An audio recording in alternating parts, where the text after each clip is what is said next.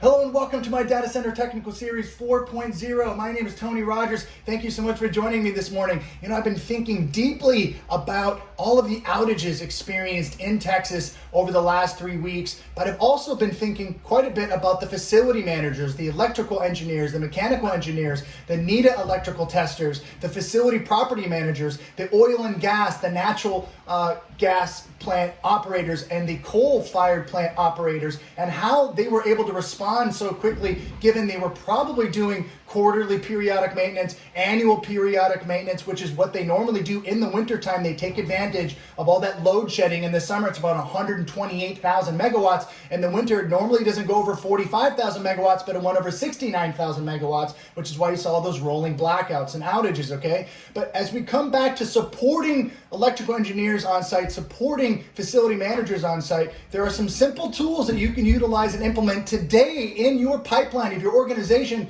to increase the return on investment, but to augment your engineers with new tools and skill sets to help them feel like they're not alone, especially during these outages. So if you have a master or an expert who's somebody who's up in New York who's unable to fly down to Texas to support repairing some of these facilities, some of these diesel generators, or whatever you had as your backup power system, electrochemical based systems, battery based systems, you would need to fly somebody there, and the cost is exponential, especially during terrible weather or in inclement weather, right? So moving forward, remote support, which is what I'm going to show you in an application after this on the HoloLens 2, is something you can incorporate right away. And I'm just showing you a few different skill sets here that I've been helping many of my engineers around the country and companies like JLL and CBRE for more than a decade. I helped train them on load bank testing, on Fluke 435 power quality testing, and even some of the new wireless battery monitoring systems that we're implementing in the old fixed-based systems over there, which is the Owlbear, which is now Vertiv.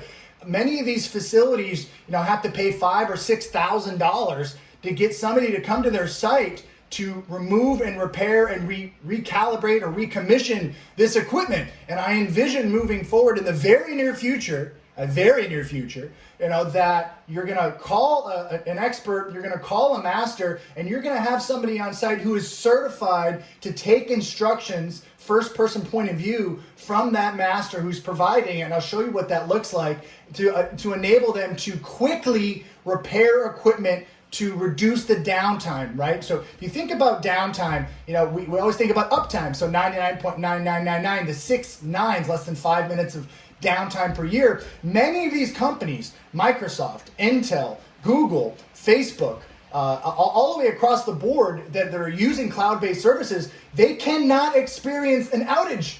An outage to them is 1 minute, right, to us, but to them it could be $10 million, could be $20 million, but you don't know what kind of services they're providing to hospitals. And now many organizations are utilizing AI machine learning models to do inferencing on CAT scans and various other x-rays to find different cancer and malignant cells. A lot of those services are running through cloud-based facilities that are 200-300 acres that cannot experience an outage at any time whatsoever. So incorporating remote technical support and remote augmentation, within a 2 to 4 hour response time is of the utmost importance. And I see many organizations out there fighting this because there's that old adage of we've always done it a certain way. We're going to call in our guy or we're going to call in our girl from the east side, from the East Coast. We're going to pay $5,000. We have a master level service agreement that we pay for $5,000. We're going to pay them to fly all the way out here to get a rental car, to drive to the site, to get through security, to bring all their equipment on site, and then come in and repair the equipment. Well, I think it's more efficient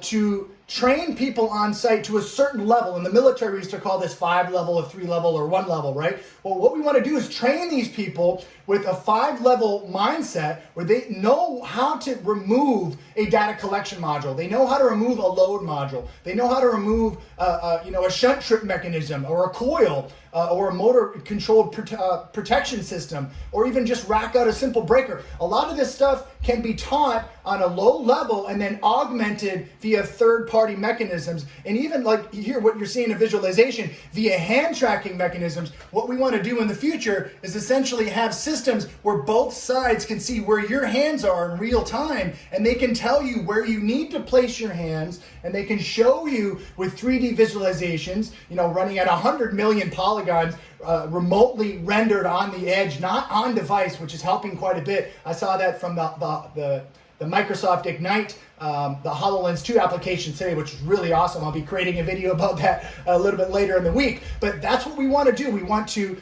empower our engineers with these new tools and skill sets because at the end of the day, these things are exponential. So the more they have the ability to use these tools and skill sets, it's going to build up their foundational knowledge and their confidence in their abilities, which in turn will reduce safety-related incidents and enhance their knowledge and awareness of the facility and the importance of mitigating outages through knowledge and expertise and mastery and new technology. So let's jump into some of those things now as we review remote support via just connecting over a cell phone to a HoloLens 2. And just to briefly review, I've trained thousands of engineers at JLL and CBRE and many management companies, Hines, across the country on systems like load bank testing for batteries, on battery monitoring systems, and even these new wireless systems by a company called EMSYS out of California,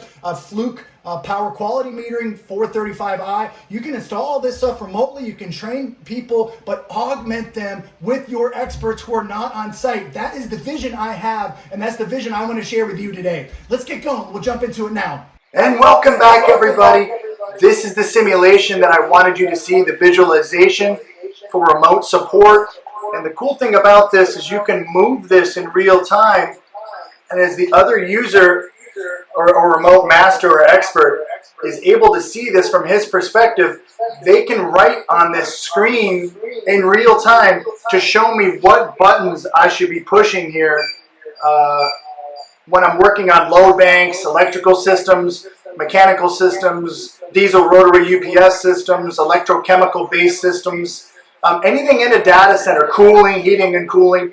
All of this stuff can be augmented with very simple emerging technology, as I stated previously, which is low cost. This is not something that's going to break the bank on your R&D budget.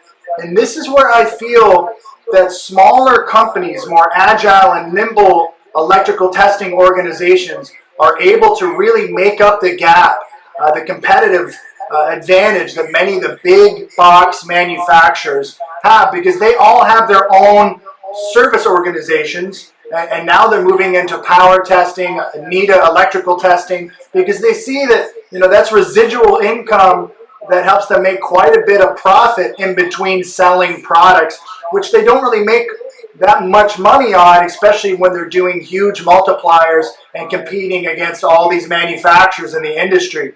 So it's really amazing. It's something I highly recommend for every single data center client and critical infrastructure company I come into contact with, hospitals, oil and gas. If you have any questions on this application, it's called Lens. It's on the Microsoft Store. There's a free trial, about 2 hours, which you can see there. And then they'll have like a license that you'd have to purchase. But again, all you would need to do is have 1 or 2 HoloLens devices that you would ship between facilities or in geographical locations, and then everyone else can just log in from their cell phone, which is really fantastic. So thank you so much for tuning in to this Data Center Technical Series 4.0. I hope this helped you understand how you can utilize new, emerging, disruptive technologies in your organization. Thank you so much. I hope you have a wonderful day.